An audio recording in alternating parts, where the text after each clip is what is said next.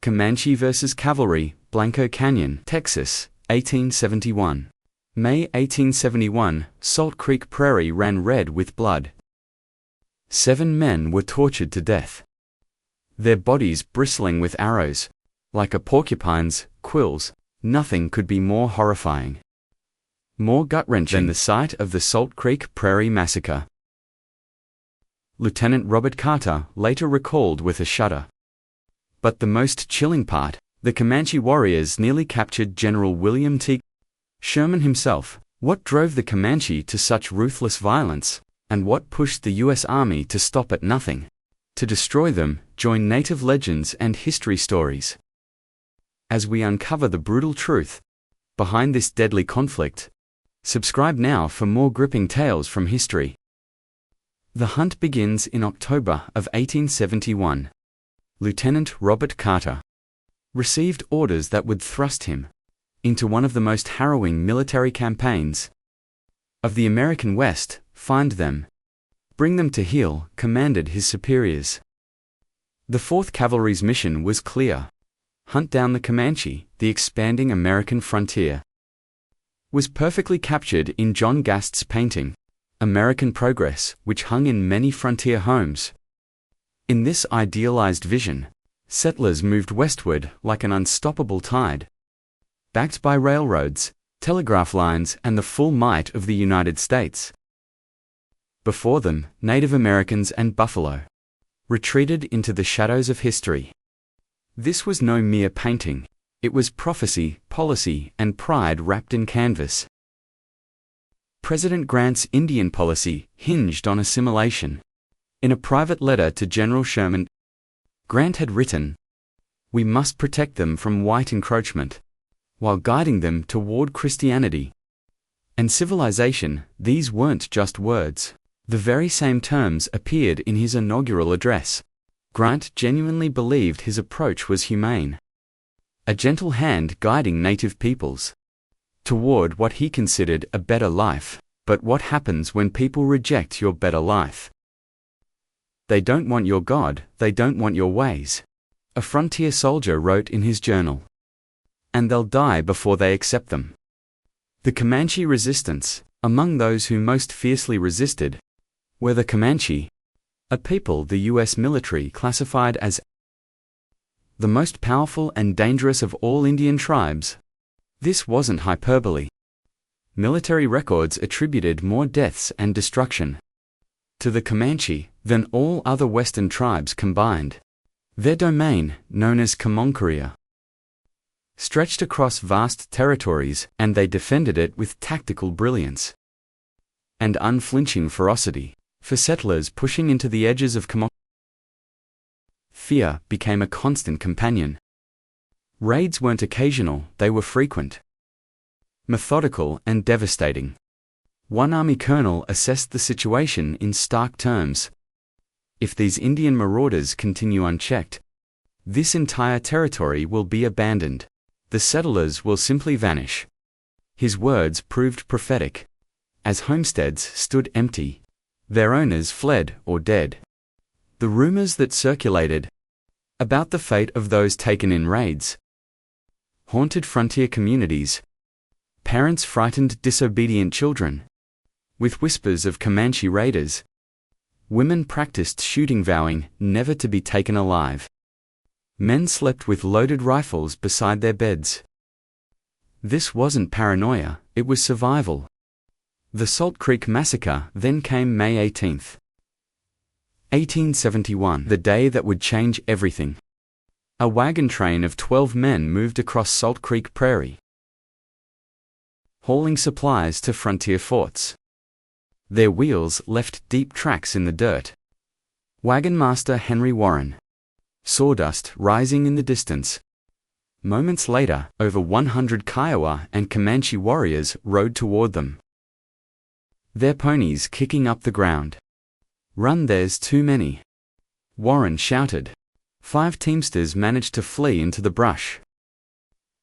The warriors, more interested in the valuable supplies, didn't pursue. One man, Samuel Elliott, raced 18 miles to Fort Richardson, his horse lathered and heaving. "They've got the others," he gasped to the soldiers at the gate. "For God's sake, send help." A rescue party discovered a scene of horror. Lieutenant Robert Carter later wrote, "There could be nothing more appalling, heartrending or sickening to the human senses than the spectacle of the Salt Creek Prairie Massacre. 7 men lay dead, their bodies bristling with arrows. Some were decapitated, their scalps taken as trophies. The earth beneath them had turned dark crimson. A fiery death. Evidence showed that one man had fought back fiercely. For this defiance, the warriors captured him, stripped him naked, and tied him spread-eagle to a wagon wheel. Slowly, deliberately, they built a fire beneath him, roasting him alive. His remains told a story too horrific to describe. In official reports, Sherman's close call. In a twist of fate, that same day, the Warren wagon train had encountered General William T. Sherman himself, traveling with a small escort of 20 soldiers. Had the Cayuga and Comanche attacked then, they might have killed the commanding general of the United States Army. Sherman had ridden on, unaware of how close he had come to death. An hour later, the warriors chose the wagon train as their target. Instead, Sherman's fury. When Sherman learned of the massacre, his face hardened. A witness described him as cold with fury. This was the moment America's Indian policy shifted. The damage on the frontier had become intolerable. Settlers had been pleading with Sherman for years to stop the raids, claiming hundreds of deaths. Now Sherman had nearly been a victim himself. "No more," Sherman declared. "This ends now." Satana's arrest. At a council at Fort Sill, a Kiowa chief named boasted openly about the attack. "I led the raid," he proclaimed, apparently believing his status would protect him. "I killed 7 men." Sherman's response was immediate. He ordered Satana arrested. The chief and several others were convicted of murder and imprisoned, an unprecedented action against tribal leaders. The New Order. Sherman's new orders echoed across the frontier. Pursue these murderers into the heart of their territory. Bring the Quahati Comanche to the reservation by force, or wipe them out completely. The Army's objective had transformed. No longer would they simply protect the borders of settlement. Now they would penetrate deep into Comanche, the Wolves' Den, as they called it, with a clear mission: find the raiders and destroy them. This wasn't just another campaign. It was a fundamental shift in American policy toward native resistance. As one officer noted in his diary, "We are not merely defending anymore. We are hunting." And Lieutenant Robert Carter was about to lead the hunt into hell itself, the High Plains. A land of death, the High Plains presented the U.S. military with its final and perhaps most formidable conquest. This wasn't merely difficult terrain. It was actively hostile to those who didn't understand its ruthless nature. No trees provided shelter from the elements. Water sources were scarce and hidden. The climate itself seemed designed to break both body and spirit. To the fort, accompanied by winds that didn't cool, but rather functioned like blowtorches, capable of destroying entire crops within days. These same winds burned eyes, cracked lips, and dehydrated bodies with alarming speed. When autumn yielded to winter, the notorious northers arrived. Sudden gale force winds from the north that could plunge temperatures from comfortable to life-threatening within hours at dawn. Carter joined Captain Edward Hale with a small detachment to pursue the horse thieves. The group included Private Candor Greg, a soldier Carter had served with for years and trusted implicitly Hale's men. Mostly new recruits were an unknown quantity. The trap unfolds following the raiders' trail. They rode a mile or two from the main force. When they discovered a small group of Comanche, rounding up some of the stampeded horses, when spotted, the warriors fled on horseback, drawing Carter Hale and about 10 soldiers into pursuit. This pattern, showing a small force, then retreating, to draw pursuers away from their main body of support, was a standard Comanche tactic. It exploited the natural aggression of cavalry officers and their reluctance to return empty-handed. As the soldiers pursued down ravines and across a road, they were being systematically separated from their reinforcements. Upon cresting a small hill, the trap became evident. Captain Hale was the first to recognize their predicament.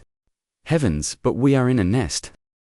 The enemy revealed there on the bluff rode hundreds of warriors, naked to the waist, both men and horses covered in war paint. Many wore the distinctive war bonnets and feathered headdresses that signified accomplished warriors. Carter's tactical assessment was immediate and stark. There was no cover where they stood, and they faced overwhelming numbers. He ordered the men to spread into a line, to protect their flanks and begin a slow, disciplined retreat toward an arroyo that offered some protection. The Spencer carbine's rapid fire kept the advancing Comanche at bay temporarily, and Carter hoped the sound would alert Mackenzie to send reinforcements. The line breaks. What happened next revealed the limitations of military discipline. Under extreme stress, 2 of Hale's new recruits broke formation and fled in panic, compromising the defensive line. Carter and the remaining men continued fighting, but their position was deteriorating rapidly. The fall of Private Candor Gregg, riding 10 yards to Carter's right, suddenly called out, "Lieutenant, my horse is giving out the exhaustion of Gregg's mount," likely already tired from the previous day's march. Sealed his fate. The Comanche warriors, with their system of multiple fresh horses, identified this vulnerability instantly. Quanah Parker Strikes, leading the charge, was a warrior Carter would later identify as Quanah Parker. Carter described him as the incarnation of savage, brutal joy. His face was smeared with black war paint, which gave his features a satanic look. This description, while reflecting 19th century perspectives, acknowledged the psychological dimension of Comanche warfare, the visual transformation into beings meant to inspire terror. As Parker approached, Carter tried to intervene, but the Comanche leader expertly stayed to the outside, using Gregg's slower horse as cover. Carter shouted for Gregg to draw his sidearm, but it was too late. Parker rode alongside, placed his pistol to Gregg's head, and fired. Carter watched helplessly as Private Gregg fell dead from his horse. What he would later call the second tragedy of Blanco Canyon, the unexpected withdrawal. In a move that puzzled the soldiers, Parker and his warriors immediately withdrew, without stopping to take Gregg's scalp or weapons. Traditional practices that would have been expected. The reason soon became clear, as a cloud of dust appeared on the horizon. Mackenzie had heard the gunfire and was approaching with the main force. The warriors' abrupt retreat suggested another dimension to their strategy. Carter recalled hearing women's screams during the earlier fighting, an indication that the Comanche village was nearby. Parker wasn't just leading a raiding party. He was buying time for his people to evacuate. While warriors on fresh mounts could easily evade soldiers, moving an entire village of women, children and elders required more time. The chase to Caprock, the 500 American soldiers now pursued the Comanche westward toward Caprock.